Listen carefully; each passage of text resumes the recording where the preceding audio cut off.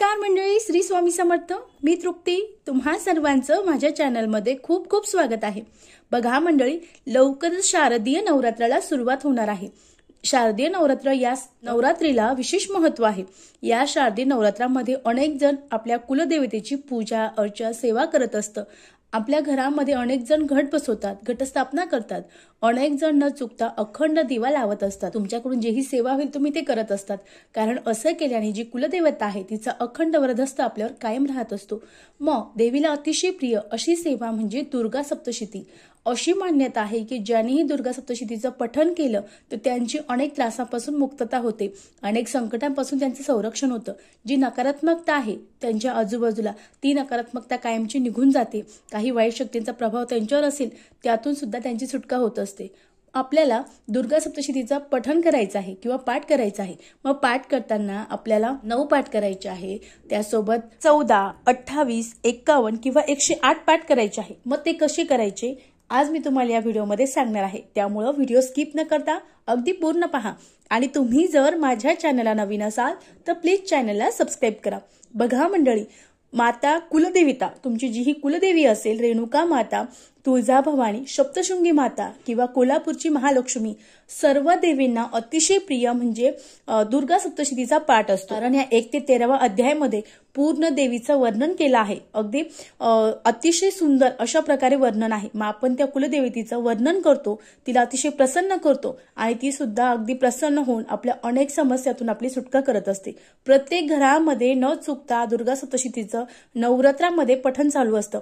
अशी मान्यता आहे की 9 दिवस आपल्या घरातील जी कुलदेवता आहे तिचा काही अंश आपल्या घरात असतो आणि आपण जर तिला अगदी जागृत करण्यासाठी जर दुर्गा सप्तशतीचं पठण केलं तर याचे निश्चित फायदे, अगदी 100% फायदे आपल्याला मिळत असतात.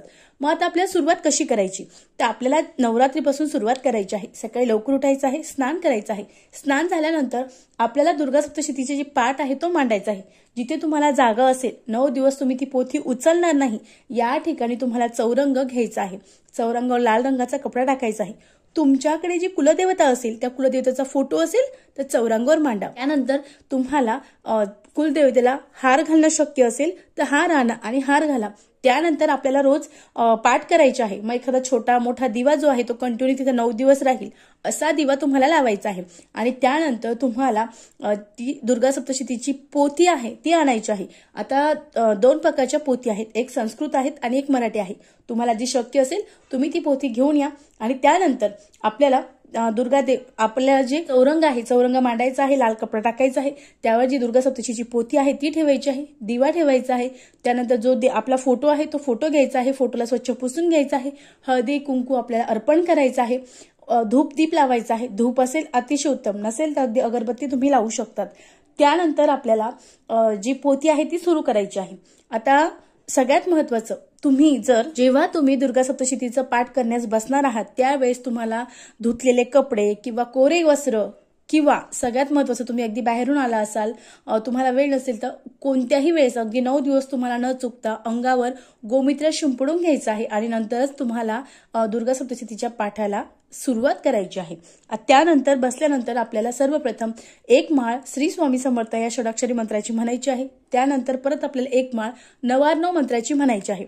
आता तुम्हाला खूप समस्या आहे, जीवनात खूप कष्ट आहे, दुःख आहे, तर तुम्हाला 1 माळ न चुकता गायत्री मंत्राची म्हणायची आहे. अशी मान्यता आहे की आपण जर दुर्गा सप्तशतीचं पठण करताना गायत्री मंत्राचं पठण केलं तर आपल्या अनेक समस्या दूर होतात, आपल्या जीवनामध्ये सुख शांती समृद्धी नांदत असते.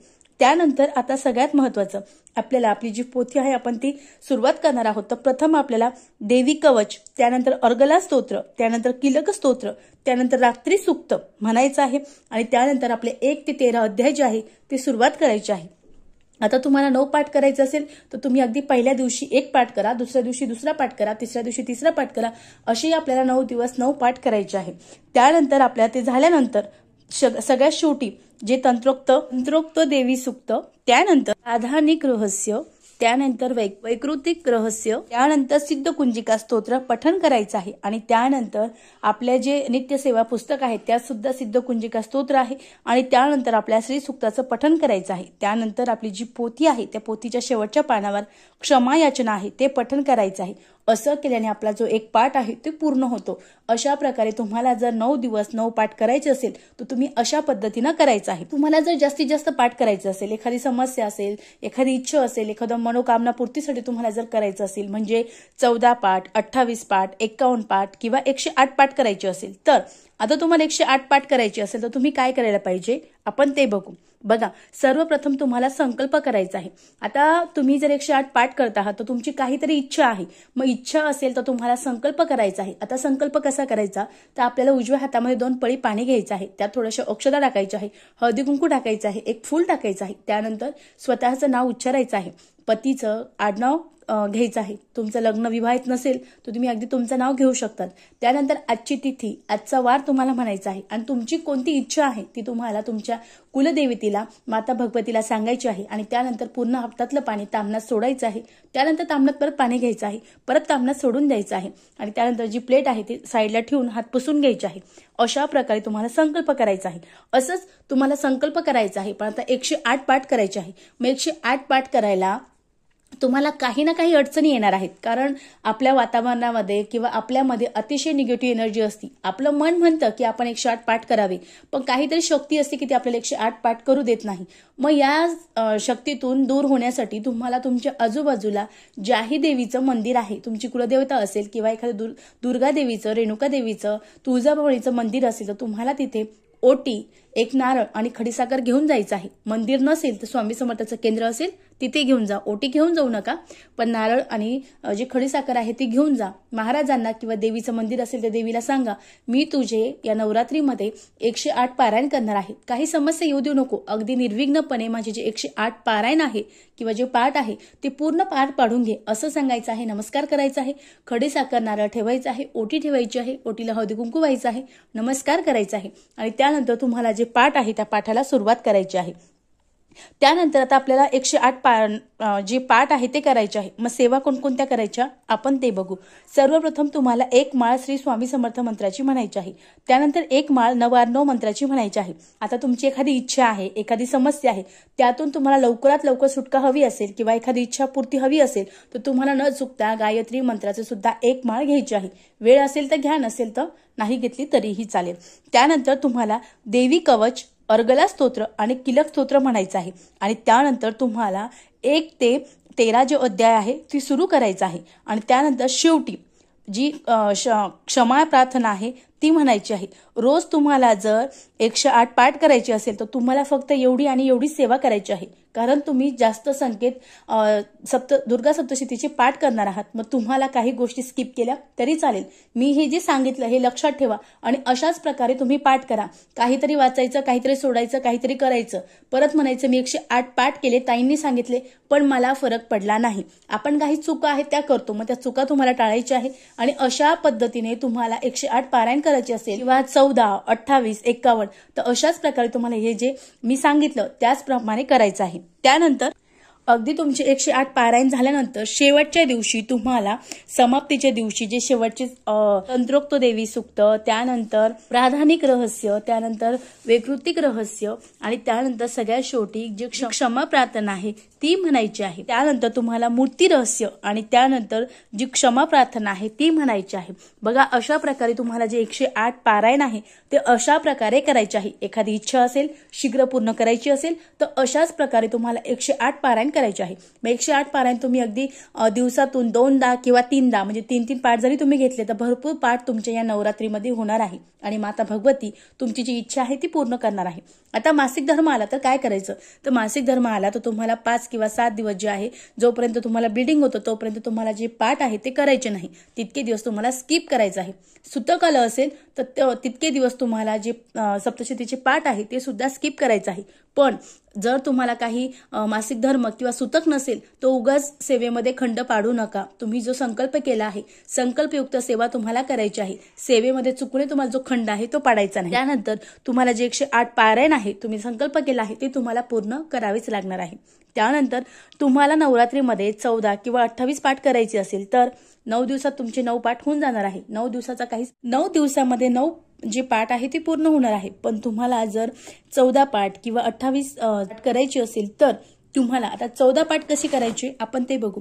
बघा 14 पाठ करायची असेल तर तुम्हाला सर्वप्रथम एक माळ श्री स्वामी समर्थाची म्हणायची आहे, त्यानंतर एक नवार्णव मंत्राची म्हणायची आहे आणि त्यानंतर तुम्हाला देवी कवच, अर्गला स्तोत्र, किलक स्तोत्र वाचायचं आहे आणि त्यानंतर 1 ते 13 अध्याय जे आहे त्या अध्यायांना सुरुवात करायची आहे।